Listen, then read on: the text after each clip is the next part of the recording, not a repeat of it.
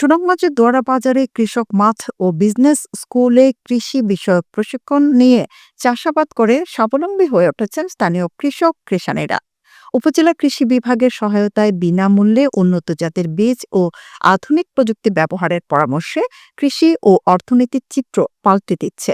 বিভিন্ন বেসরকারি সংস্থা শিম, টমেটো, মরিচসহ শীতকালে নানা জাতের সবজি আবাদ করে বদলে যাচ্ছে কৃষকদের ভাগ্য। লাভজনক হওয়ায় চাষাবাদে পুরুষদের পাশাপাশি আগ্রহ বাড়ছে নারীদেরও। প্রাকৃতিক দুর্যোগপ্রবণ এলাকা সুনামগঞ্জ প্রতি বছরে বন্যার কবলে পড়ে এ জেলার মানুষের জানমাল ও ফসলের ব্যাপক ক্ষতি হয়। পাহাড়ি এলাকা হওয়ায় ক্ষতির পরিমাণটা একটু বেশি হয় জেলার দোয়ারা বাজার উপজেলার কৃষকদের। পাহাড়ি ঢলের সাথে বালি মাটি চলে আসায় এই মাটিতে ফসল উৎপাদন করা সম্ভব হয় না।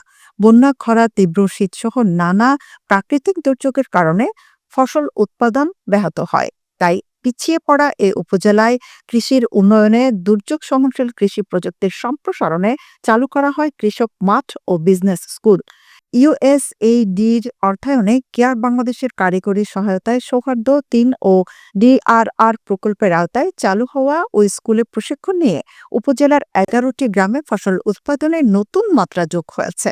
উন্নত জাত ও প্রযুক্তি ব্যবহার করে শিম, টমেটো, মরিচ সহ নানা জাতের শীতকালীন সবজি চাষ করে ভাগ্য বদলে যাচ্ছে অনেক নারী পুরুষের। ফলন ভালো হওয়ায় কৃষিতে আগ্রহ বাড়ছে নারীদেরও। দুর্যোগ সহনশীল কৃষি উৎপাদন পাল্টে গেছে এলাকার কৃষির চিত্র।